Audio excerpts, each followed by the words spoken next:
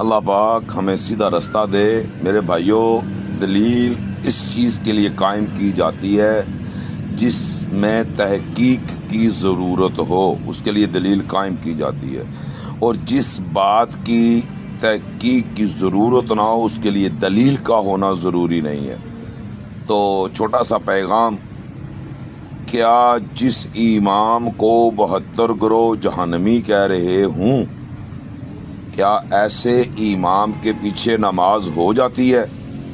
Comments ضرور کیجئے گا، کیونکہ میرا جو یوٹیوب کا چینل ہے یہ اصلاح کے لیے بنایا گیا ہے، نہ کہ نفرت کے لیے، اور نہ ہی اسلام کی دشمنی کے لیے، بلکہ اسلام پر چلنے کے لیے، دین اسلام کو اپنانے کے لیے، نبی صلی اللہ علیہ وسلم کے فرمان کو تسلیم اور اس پر عمل کرنے کے لیے، ماننے کے لیے۔